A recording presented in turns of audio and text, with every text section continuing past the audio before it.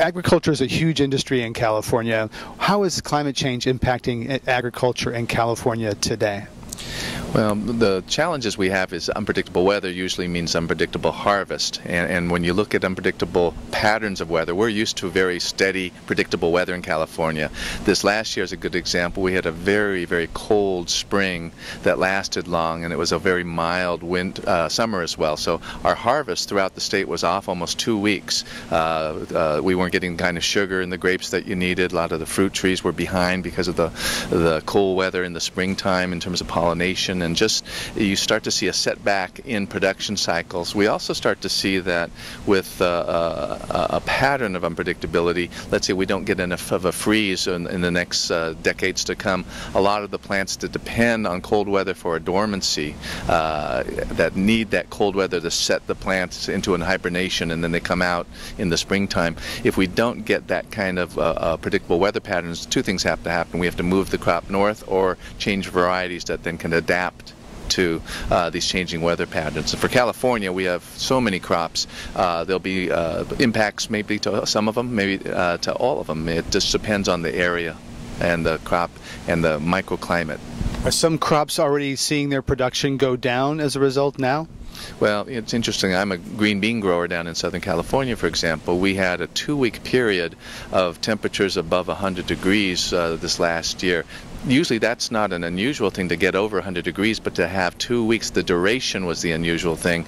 And in the midst of blooming, the blooms fall off the plants, and suddenly you have a whole gap in your production cycle. So that's a good example of what happens throughout a state when you start to see weather trends changing or patterns change. You might not see the high or the low, but you might see durations or periods of temperatures that we haven't seen before impacting where we are going. Looking ahead 5-10 years, what are you most concerned about climate impacts in the agricultural regions in California? Well, part of the reason I was here this time in Cancun was an area that we as a department work closely with our other agencies is invasive species. There's the life systems of the planet are impacted by invasive species, and the changing weather patterns then can have enormous changes in what happens with different species, both native and non-natives. We've heard of the pine bark beetle for a lack of a hard freeze in the Colorado and the Rockies going all the way up to Vancouver.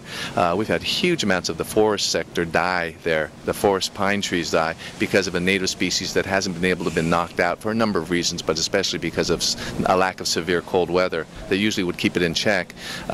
We know that some of the different disease complexes, as things warm up, you might get vector diseases that might suddenly be more prevalent as a result of the temperature increases and the humidity increases for things like mosquitoes and the rest of those kinds of pests. That might affect humans, or it might affect the animal population.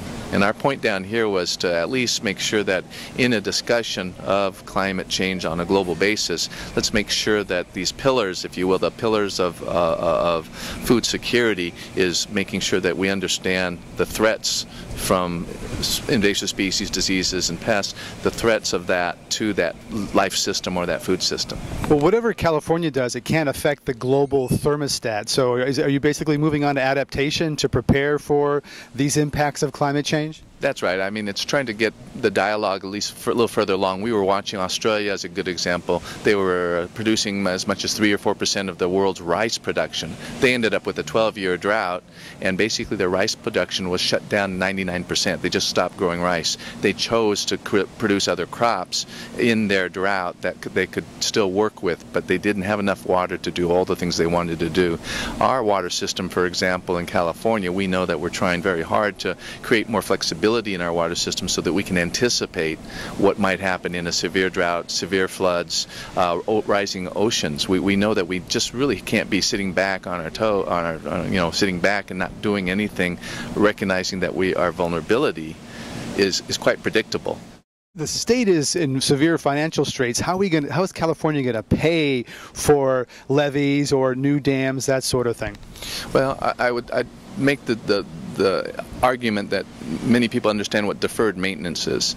You can only defer maintenance on critical infrastructure for so long before, by failing to do that, you end up with a crisis, and it costs way more money than it ever would had you fixed it in the first place. So you have to look at infrastructure as an investment that you make into for your future, for a sustainable future, for a viable future. You know, I don't think our strategy in California is, oh, we just want to survive in the next few decades. We want to live in the next few decades. There's a big difference between the two. So we have to think about then and dig deep, really, that these are investments in a more viable future.